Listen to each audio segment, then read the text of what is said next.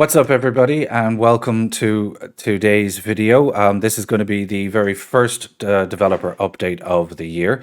We hope you're all having a fantastic year so far. Purpose of this video is to go through a little bit of a rundown of the roadmap for the year ahead. We've had a great start to the year so far with our 5th anniversary, just coming to the end of it now. And it's been really, really awesome having you all around supporting us through our Twitch drops and everything that's been going on. So, yeah, for this video, like I said, we want to talk about a bit of the roadmap for 2023. Before we get into that, I'd like to introduce my guest for this evening. This will be his first time joining us for one of the developer live videos. He has joined us on the gameplay streams, so maybe you have had a chance to check him out and ask him some questions when he's been on with the guys. If not, allow me to introduce the Hunt General Manager, David Fifield. How are you doing today? Hey, I'm doing great, Rick. Thanks for having me. No problem at all. It's great to have you with us, and hopefully this won't be the first or this won't be the last video that we have you on. Of course, it will be the first. You're relatively new with us. Like I said, you've been on a couple of the gameplay streams, and you've answered some questions, and you've appeared recently in the anniversary video. But why don't you, just so our community can kind of get to know you a bit, why don't you tell us a little bit about yourself? Yeah, sure. I've been making computer games and video games for about 25 years. Started on PC games back in the late 90s with MechWarrior 4 and did a bunch in that series. Went to Mech Assault on the consoles, and then the bulk of my work since then's kind of stayed in that competitive PvP shooters. I've worked on a bunch of the Call of Duty titles, ranging from like Black Ops up through Advanced Warfare. Did a Call of Duty Online product in China. Then went over to Halo, did a lot of stuff with them around Halo 5 and what they were doing for their multiplayer live services and the online engagement, and have then made my way over here to be working on the Hunt franchise. Wow, it's a pretty extensive background that you've got there, and I for one can say that we're very glad to have you on board of the team. It's great to be able to tell our audience exactly what is it you do and what is your role here at Crytek at the moment. Yeah, sure. So, as the general manager for the Hunt franchise, I have direct management of all our department directors and the leaders kind of across the board. So, all Right. those different departments that make the game happen, make what the game is, and then get it out to all of you to play. All those folks have some form of lead or director, and then that table of folks reports up to me to make sure we're all kind of pulling in the same direction and following a goal and a roadmap, like we're going to talk about today, for where we want the franchise to go over the years to come. Awesome. Okay. And I think the most important question out of all of this is what is it about Hunt and Crytek that made you want to join the team? First, I was curious about this game and kind of notably growing what looked like a small audience on Steam. And year over year, it was putting out cool trailers with these horror monsters and cowboys shooting them up with guns. And then when I started digging into the data, I was like, wow, no, it's a real steady climb with more and more players engaging it every year. And so, having done service games and done a lot of shooters, I was really curious, why was that? What was going on there? So it started out as kind of a professional research project, but then I very quickly fell in love with the game. And where I used to have those 3 to 4 shooters that I would play on rotation each week just to get through all the different battle passes or all the different seasons that were going on, I quickly became obsessed with Hunt and kind of pushed all those other ones to the side. Wow. Okay. That kind of led to, yeah, like this conversation of like, okay, so I make these games for a living, I love this one, and I want to see it go on, and I want to see it get bigger, and I want to smooth out some of the rough edges, but I also want to preserve this beating heart that makes it so amazing and awesome. So that started the conversation with Crytek, about everything I loved about the product and a roadmap for where we could take it, as we go forward with it. And yeah, then that became the position of general manager for the franchise. I've crossed about 1,500 hours playing the game, so yeah, I'm pretty deep into it. Wow. Okay. I 100%ed all the Steam achievements and did that. I only have like a 0.89 KDA. I bounce between 3 and 4 stars on the MMR, so I'm a very dedicated but also a very average skill player. But yeah, just enjoy the heck out of it. That's really cool. Thanks very much for talking us through that. And I've got to say, with like in terms of the amount of hours, I mean, you're kind of up there with myself with the 1,500 Yeah, hours or so. And I mean, I know you did a yeah, lot of that before you even joined the team, which is yep. really great. So knowing that you have that kind of knowledge already coming into it, which is really cool. I always think that's really awesome to see. And hot take here. You're saying you're hovering around 3 to 4 stars. 3-star games are the best star games. So just That's what just That, totally that, putting that, it out there. that's what I read online. So Okay, so before we move on anyway to talk about 2023, I think it's really important that we kind of do a quick recap over 2022 and some of the important things. I mean, we always have to kind of look at what we've done in the past to make sure that we can learn from them going forward. So one of the kind of the main things throughout the year was the trilogy of moon events that we had. So ending there most recently with the Devil's Moon, which also brought with it the introduction of the Battle Pass system. Do you want to take us through that, those events, that the battle passes, and how the impact that they ended up having, and how well or they went for us this year? yeah, sure. So we're very happy with the sentiment that we've been reading about around the evolution of the events and the battle passes that came through Trader's Moon and Serpent's Moon and Devil's Moon. Was a great trilogy there, and the data shows us a lot of players engaging with it, a lot of folks going further with each one. We learned lessons on each one about what was popular and what was not popular. So we're continuing to make adjustments. We learned quite a bit in the Devil's Moon experience there too, so that'll be applied to future things as we go. Also, the challenge system that was driving that and the underlying pieces there, the Dark Tribute system that gives you the daily rewards just for engaging on any given day and doing some of the activities that it puts in front of you. Like all of that's had a positive impact on player engagement, retention, and just the sentiment with the product. So it's interesting you mentioned look at the Dark Tribute and the challenges and everything like that. So because we have made some significant changes with challenges and also the introduction of quest lines within the year. Yeah.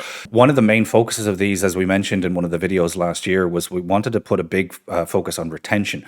It was one thing that we found was people were not staying around. They were playing for a while, but they just kind of would drop it for a bit. And we wanted to put a bit of a focus on that, and that's where the challenges and quest lines came in. So talk to us about how that's been going for us since their introduction. Yeah, so we have seen that solid engagement and the excitement for both systems, and we see it not only with posts and sentiment, but in the data. So we can see that players play longer sessions than they do when those things are not available. So that's good engagement that way, and we can see that month over month more players are coming back to play. We call that retention, and that also improves when there's these extra mechanics like this to give people things to chase and rewards to go after, and just more ways to play the game. So the return of Billy's story and those Halloween quests that we had released there had a lot of good options and rewards for the players, and it was a nice thing to have between the major beats of Serpent's Moon and Devil's Moon to have those quest lines as another smaller chase line for people to go after. We do also, because we can get a little bit ahead, have some more of these quest lines that'll be coming up in March, and we can talk about that later on as we go through. Awesome. And when we talk about like the events and the quest lines and everything this year, one of the points that actually did come up was we actually broke our peak player numbers yet again, Yeah. which is something what we've been able to do year on year, which has been really great and an awesome motivation for the team and showing that what we're doing and the work we're putting in has been really awesome. So, like, how have you been feeling about the numbers? I know you mentioned the data has been showing that it's been good. So, like, how overall have you been feeling about the numbers from everything that's been going on? Yeah, the numbers are good in that regard. Like you said, the concurrent numbers of players, anytime concurrency is up, it always helps with the matchmaking and finding matches, having good lobbies, having good options to get those filled quickly. The monthly new users keeps going up, showing there's more and more people discovering Hunt for the first time. And those engagement sessions, like they're playing for longer and more of them are coming back for the second month and not walking away in the first month. Those are all the metrics that we look at just to say, okay, is the game healthy? Is it growing, or is it off track and going downhill? And so, with all of those going up with each of those events to break the records of the event before, we're very encouraged that we're on the right track. We have a great community of players. We have so many online influencers who are engaging the game daily. We have these Twitch streamers and YouTube creators. They engage their communities. They give them tips and tricks and advice for overcoming the challenges. And it is a very challenging game. We recognize that. So we appreciate all the people who are curious enough to keep going, even if it feels rough at first, and then look to some of these heroes that are out there online showing people how to play and showing them how good it can get when you do master all the things that we have out there. Or even if you don't master it, at least you get a little bit better at making things happen while you're out there hunting. Yeah, I mean, it's been really, really amazing kind of seeing all of the content that's out there at the moment with around Hunt, especially with the anniversary just finishing up, the Twitch drops that have been going on through the anniversary. It's just like you said, it's just been amazing to see so many people sticking with it, and as I said at the start, like we really want to thank everyone for sticking with us for throughout the last 5 years. The next thing would probably be just to kind of finish up our recap of the year is like, what would you kind of call the biggest wins for us this year, or at least So 2022? yeah, for 22, I think the things that stand out to me, or as I talk to the other leadership, is culminating that Moon trilogy with Devil's Moon and having the 50 stages of rewards. The Hunter packs and the new experimental traits that went into Devil's Moon were Mm, seen as a big success. They weren't all balanced the same and to the same level, but just that ability to put some wild cards out there, the wild card conditions being a thing, to just mix up some of those core elements of the game and see what it's like when you add that kind of power or those kind of options. We managed to release the Stalker Beetle without breaking the game, mhm. so the team Yeah. is very happy with that because there was a lot of folks who thought that might not be the case. We were a bit conservative in its tuning with its first launch, so you can expect that there's going to be some tuning changes coming very soon to the Beetle and possibly some variants that will emerge in 2023 of the Stalker Beetle. Oh, The awesome. quest lines of Halloween, like I had already mentioned, it's a nice beat to have between the major Moon Mm, trilogy ones. We're gonna have some of those quest lines that'll be coming back again. Like I said, that'll be teasing the events that are coming. You'll get a little narrative foreshadowing of what to expect this summer. awesome. And the Inferno wildcard, it's a major feature. It was a big kind of push on technology. It definitely changed up the Bayou, definitely changed people's experiences and their perceptions. And those, a lot of people worked really hard to pull that together and deploy it last year. So those were the big standout moments of 22 for me. Yeah, I mean, the Inferno is definitely one of the big ones for me as well. I mean, obviously it's very fresh in our minds and everything because it's only happened so recently. But just a huge accomplishment from the team, and it was amazing to experience. Just it really, like you said, completely changed up the game, and I know the community felt the same way about it. That's really awesome, David. Thanks for going through that stuff with us. But I think probably now the most important thing and what everyone is waiting for is we make a start talking about what's going to be happening in 2023. So I think one of the first things we should probably touch on, and it's something that does get asked a lot, is what does the future hold for Hunt? And I mean, obviously, with this video, we're going to be talking about the immediate future, but in general speaking, what does the future hold for Hunt? Sure. So I think there's two major components there. Like the first we could talk about is the technology that Hunt is made with and the tech that it runs on. And then the Right. second is, people are probably more interested in the content and experiences that we're going to be putting out there. And we'll touch a little bit on the content in a small bit, but I think the technology side of things is probably going to interest quite a lot of people out there. Mhm. And it's in particular something that you brought up on a gameplay stream. You were asked what was going to be the primary focus of 2023, and I believe your response was servers. Um, Yeah, so yeah, yeah. Number one problem to address or number one priority, I think it was. Yeah, and yeah, so that's right. And yeah, so we have a major investment going on. It's been underway for a little bit now into our NetOps and backend systems, and that what that can mean for Hunt in the long term. We're investing in some dynamic server tech that will let us put more servers, more locations as needed to have better connections for the people trying to get to them.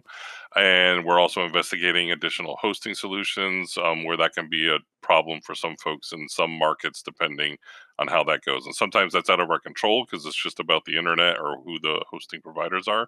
But there are things that we can do to help mitigate some of those circumstances. So that's all a very high priority, which also has us basically creating the strike team around a lot of that stuff. And so, like, the infamous reload bug we can talk about, like that has its roots in both game code and latency issues. So we went deeper into those systems, and at the end of last year it's just started opening the door that we can tackle that one and some other latency rooted issues. So that strike team's engaging on the reload bug. We have trade windows as a thing we're always investigating too and trying to get those dialed into a right space. We know that it's a common frustration point that comes up for some of the high end gamers when sometimes when the ping isn't good. So we want to look at what we can do to mitigate that. Rubber banding and zero ping issues also all come from this. So that team is looking at all of those issues with more resources and more folks who've been recruited in with a speciality in solving some of those things to make it better as we go forward. So That's we'll come back when we have some, specific updates and tangible fixes are implemented. We will have another version of the reload system and the ammo system that's been refactored that'll be out in the spring update shortly, and we will continue to bang on it with everyone else and see how it performs in some of the worst internet conditions. Because in good internet conditions, we think is fairly completely solved. There are those moments that can happen in the high latency, high ping moments where then it can reassert itself. So. makes sense, yeah, and I'm sure you touched on a lot of points there. I think that many are going to be very happy to hear that we're actively working on it, in particular the trade windows, the reload bug, and the zero ping issues, which have been something that we've been seeing, come up quite a bit lately. So that's really really awesome. But I think, seeing as though we've touched on the technology side and probably the most important aspect of the technology side, let's get on to what people want to hear about. And what they want to hear about is the content. I think the first thing we should probably lay out for people is how are the updates going to be working for us going forward?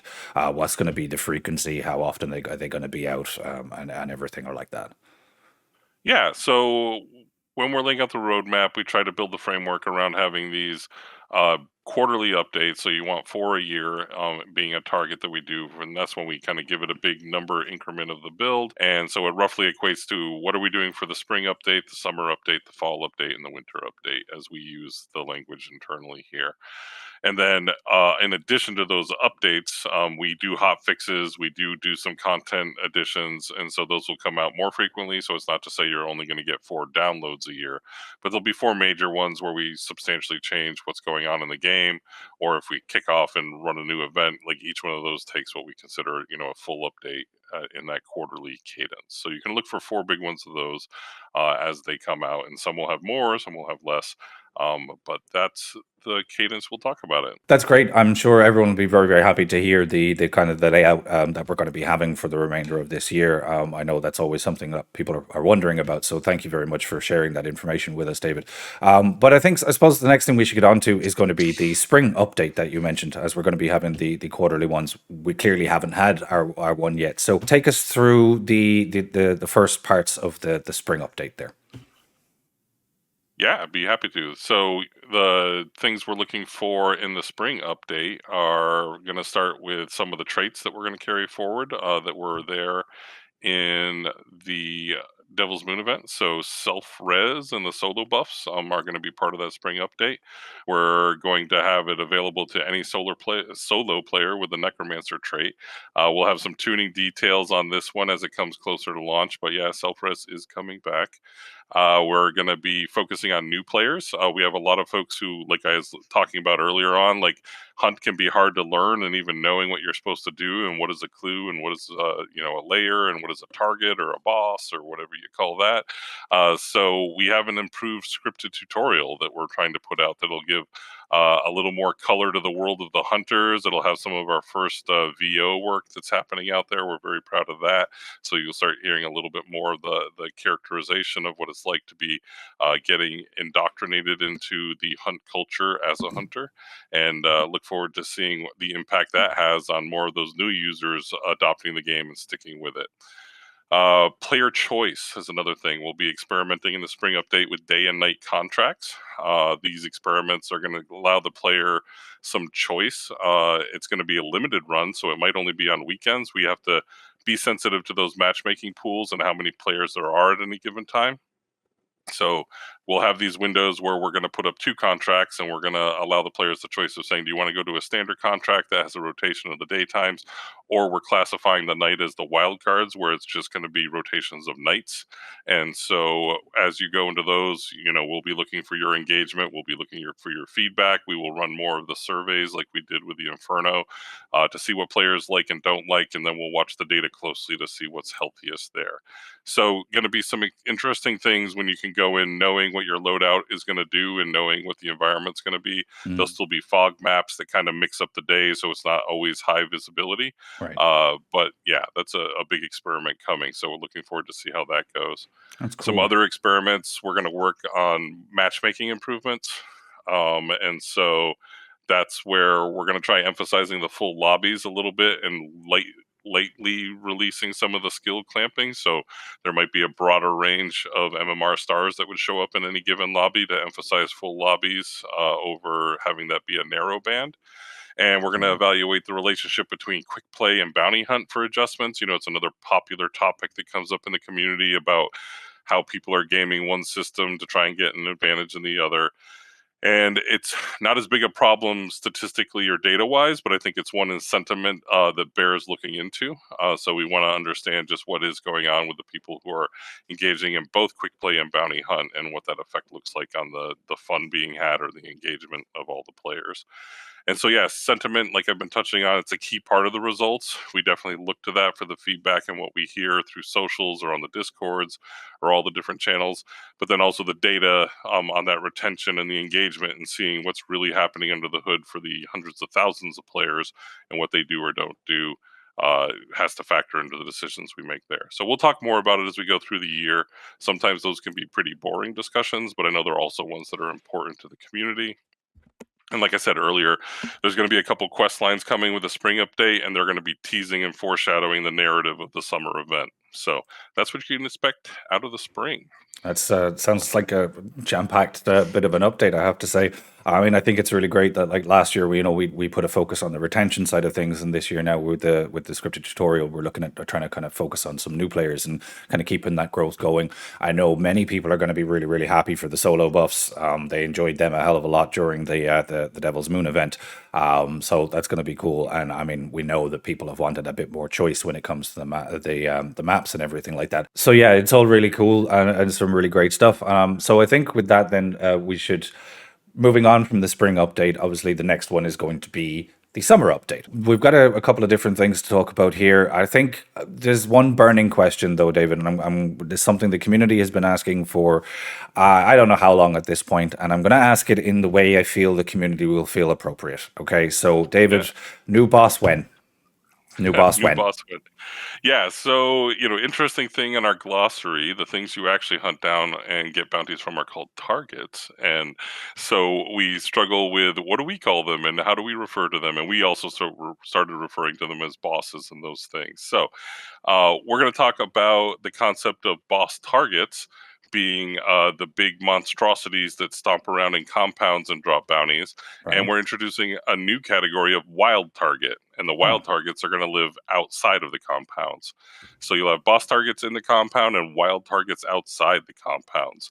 And so interesting. as we go into the summer event, wild targets outside the compound, dropping bounties not inside the compounds is one of the big changes that we'll be experimenting with this summer. Interesting. I'm sure a lot of people are very happy to hear about that. It's something that's been since I think the beginning of Hunt has requested extra bounty bosses outside. So that's really cool to hear. I know obviously we don't want to give too much away. We don't like spoiling things early, but we want to make sure that you guys know that we are working on stuff like this. And yeah, I'm really excited for the summer. I'm sure you guys are going to be delighted when you see what we come up with. But we've kind of touched back and forth on a bunch of different things throughout it. One thing I want to kind of touch on right now, and I know that this is something we're going to be looking after during the summer event, is going to be the Blood Bond refactor. So we mentioned this last year in our monetization video with Hans, that we were going to be changing the Blood Bond stuff over to hunt dollars. So, for example, the respec of the health trait, the respec of traits, and things like that, where it was tied within smaller elements. So.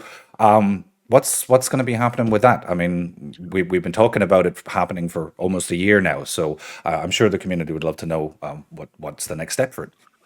Yep, that's a great topic, and this summer is when that'll be happening as well. So we're gonna follow through on that subject, redefining kind of the player use of blood bonds, and most notably, we'll be removing them from the respecking of health bars and traits. Those elements that are kind of tied to RNG and the reroll mechanics will be moved away from blood bonds as well. So it might be hunt dollars, it might be a couple other mechanical tricks that we can play in there, but we see blood bonds as being like a currency that people should be using for cosmetics, because you can be acquiring it for real money, and we don't want it tied up into the RNG of gameplay affecting things like health bars and traits. And so that change will also be getting implemented this summer as part of that event, and look forward to the feedback and sentiment and thoughts on that, and we'll look for the engagement and all the other parts that come with it. Cool. And you keep touching on a specific word during the last two topics we've talked about with the event. So I think this is Yeah, yeah. probably a good point in time to Okay. talk about when our first event is going to be coming up. And Yeah, if I understand correctly, it's not just one event. Again, we're going down the yeah. trilogy route again. So have you got some Correct. information on that for us? Yeah, so we talked about that with the wild targets are going to be coming and dropping bounties here. It's going to be kicking off a new trilogy of events that we start this summer. We'll definitely roll out more details and on the theme and what to expect as we get closer to release there, both for the wild target and for the trilogy that we're kicking off and the narrative around that as we're continuing on the story of, a bunch of hunters in distress, a bunch of factions, the AHA kind of tearing itself apart, and just what's become of that, and then what's become of all the letters that were sent out calling out to international hunters to come join the struggle and lend aid. And so a lot of that will continue to go on as we carry that story forward into the next trilogy. So we learned and grown a significant amounts in concluding that Moon trilogy, and the stuff that really worked in there, like the new hunters, very popular, the narratives and the monstrosities that are emerging from the corruption. So all those things will be part of this event trilogy kicking off. I'm excited. I mean, if the last trilogy events are anything to go by with how they've just each time got better, I'm sure these ones are going to be awesome. And a little bit of spoilers on the AHA and the factions and Yeah. stuff there as well. We talked about the Inferno a while ago. What's the situation going to be with new wildcard conditions? Are we going to be having any more of them this year?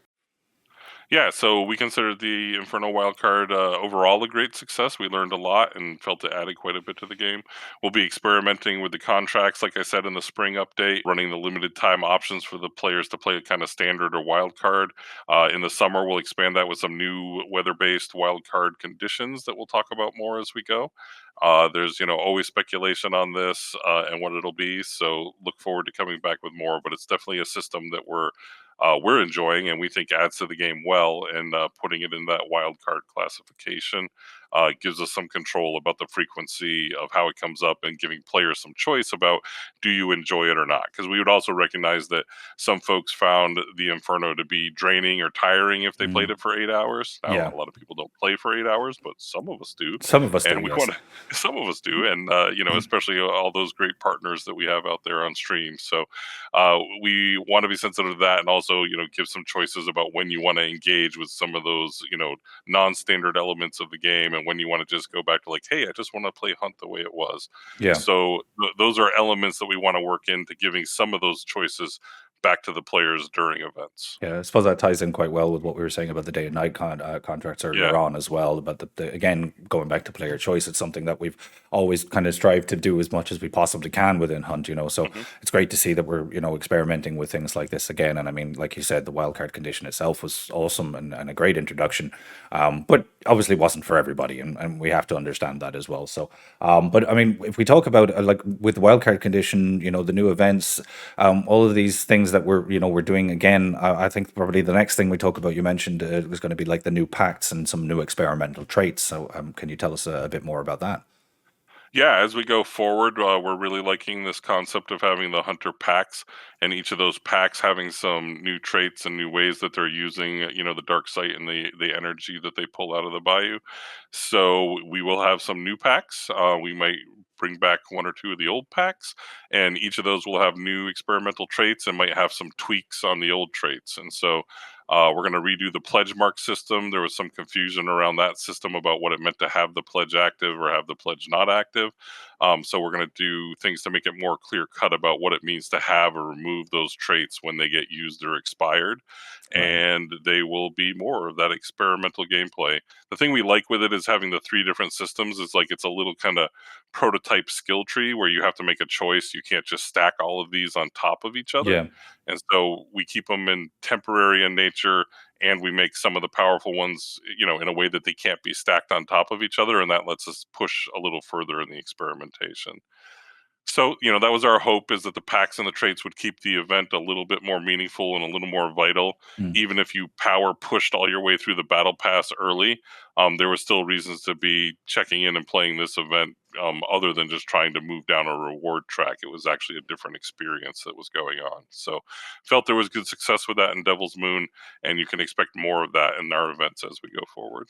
that's really awesome. And I mean, yeah, we've seen from the feedback that the traits and the experiments, the pacts and everything were really well received. I mean, some a lot more well received than others, but this is the nature of experimentation. Yeah, And and that's the thing. Like, again, like, um, we didn't think that all of the different packs would be taken in a even one third split. yeah. Obviously, we had one that became more powerful with grounded or more common and popular, Hmm. and so that was pushed right up to the edge of what we wanted to do. And we had considered doing a tuning update in the middle of the event to adjust some of those pieces, but we also wanted to stay the course and keep people focused on all of the fixes they were doing for the upcoming updates and all Yeah. the other bug fixes, as opposed to just doing a tuning patch. So it was a hard decision we did wrestle through. For people who thought we should have changed it mid-event, we considered it, but when we did the math, we felt like we really wanted to have it run the course and just keep the team focused on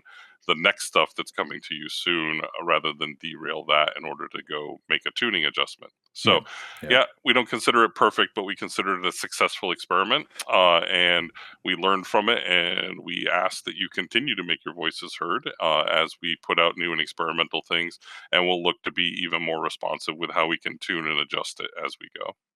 Yeah, that sounds great. I mean, it's again, like I said, it was really awesome to have this thing to experiment with, and it did give the event a little bit more to it. Even if you finished it, there was something to still work for. So yeah, I'm looking forward to seeing what we come up with next time around. I'm sure the community will be excited too. So with that, I guess we'll kind of look on to like the last couple of things. I mean, kind of it's something that's going to be kind of happening continuously between now and the end of the summer.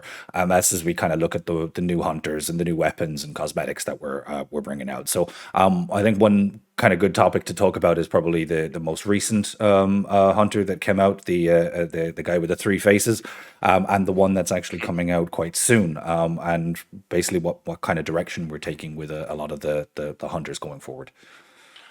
Yeah, so we're having fun with finding out what are hunters like from other cultures and other nationalities who've heard about the trouble that's going on here and how it seems to be kind of spinning out of control.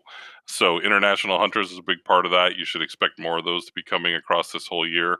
We're going to look at revisiting some of our themes about some of the First Nations heroes that we've had and hunters that have emerged to help the folks in the bayou deal with things that they have some extra knowledge on. So excited to see how those roll out as we go across this year.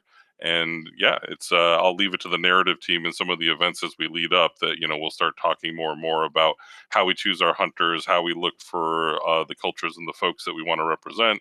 And yeah, we're just looking for anyone to kind of take a look at hunt and say, oh yeah, I could be part of that. I could get in there. And then of course just things that you just wouldn't see in other games. Like that's another part when we get into that hunt identity.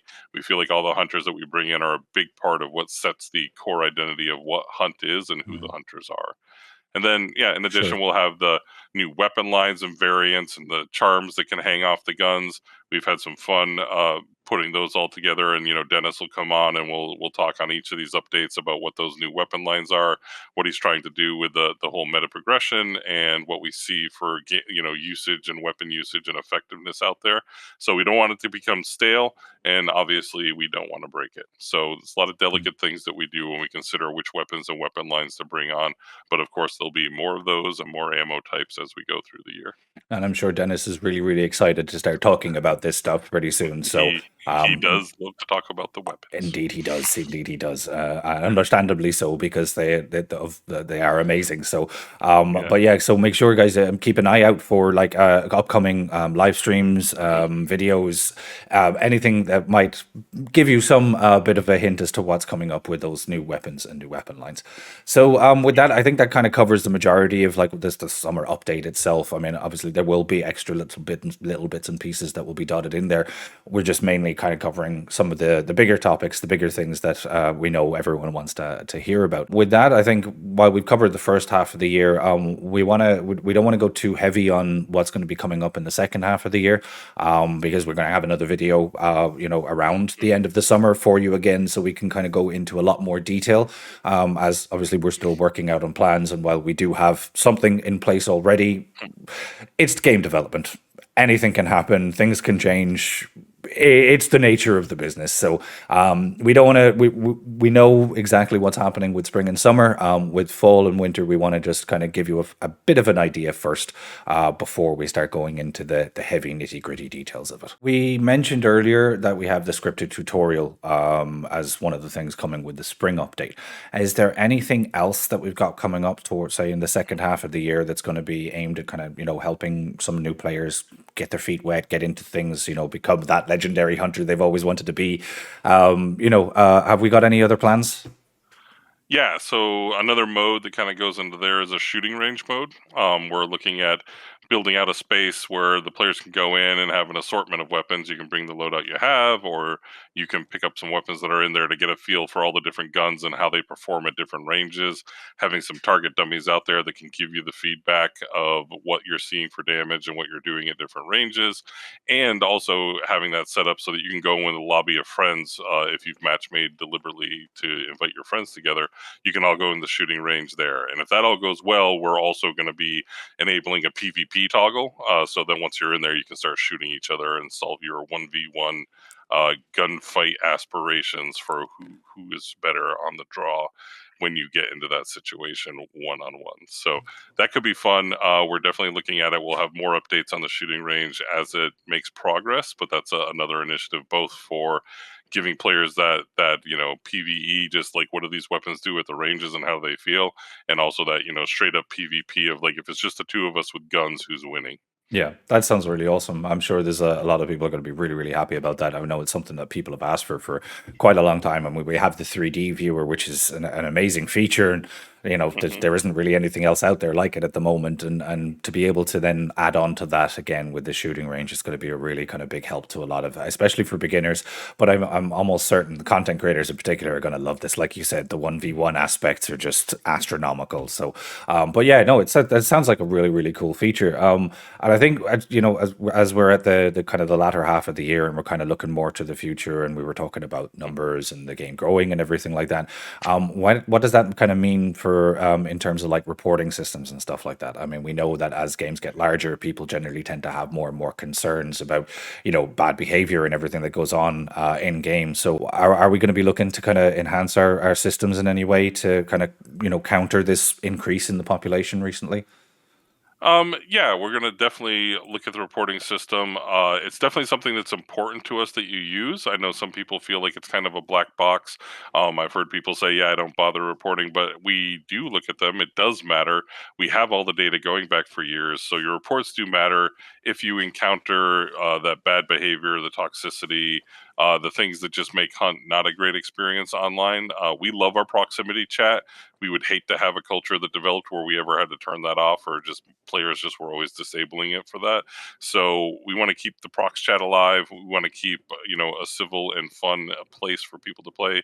So please do use the reporting system if you encounter anything in there that you think is worth reporting, and we'll chat more about it later in the year about how we can be more transparent about the results and what we're doing to make it more meaningful and more effective. So we appreciate all of your help in policing the bayou when it comes to bad actors who are out there in it. So please use it, and we'll come back and talk more about it later in the year.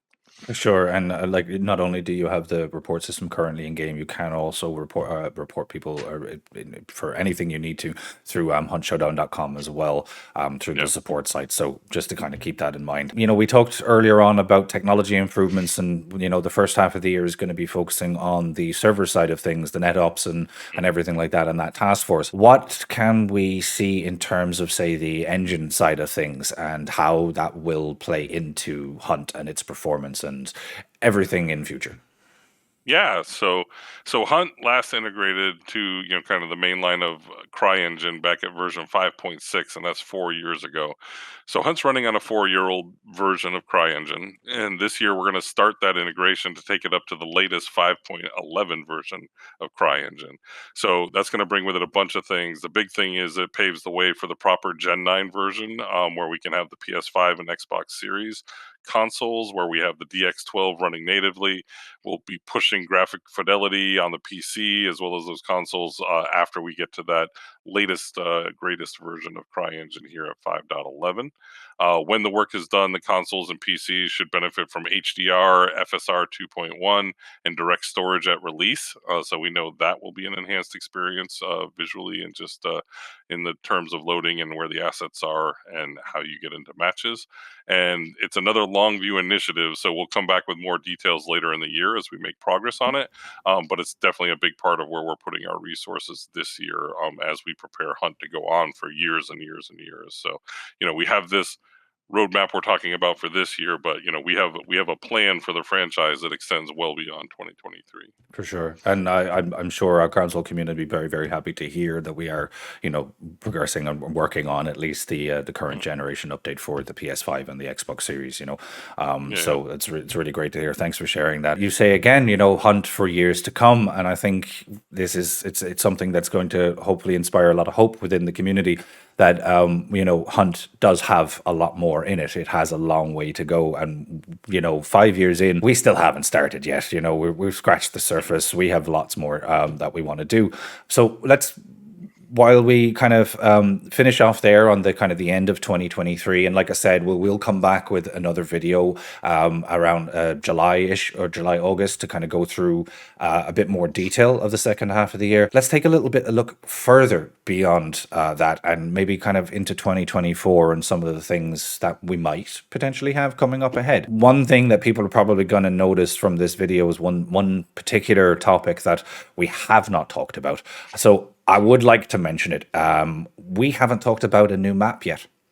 I mean, this all came out That's last year, hmm maybe a bit longer. Forgive me for not remembering the exact date. yeah. But yeah, we haven't had a new map in a while. So what's the story there? Yep. So we do have a new map and a new map biome underway. So it's not just a new map made up of these assets that we have, but an entirely new biome as well. It won't be out in 2023. So we're deep into it and we want to release it as close to flawless as we can. We don't want it going out all buggy, broken, or having the issues it could if we didn't give it that time that it needs. It also ties into some of the tech that we're building and the things that we're doing here in 23. So right now, the new map with the new biome is tracking for early 2024. So I know that'll be disappointing for some of the people clamoring for the new map, but we want to make sure we have it right, and we want to make sure that it's a meaningful, different, and just wonderful experience when it goes out. Some other things a lot of people ask about other little small modes or prototype modes. We will be looking at proto modes. I have a lot of experience across all the shooters I've made over the years, making many, many game modes. It's easy to start them, and it's really hard to finish one that's actually worth shipping. And so you can go in with the best of intentions, you can talk all about it, and then you just wind up never delivering it. And we've had some in the history of Hunt that we've talked about, like a nightmare mode. I'll tell you right now, it's not in development anymore. It was a thing being considered.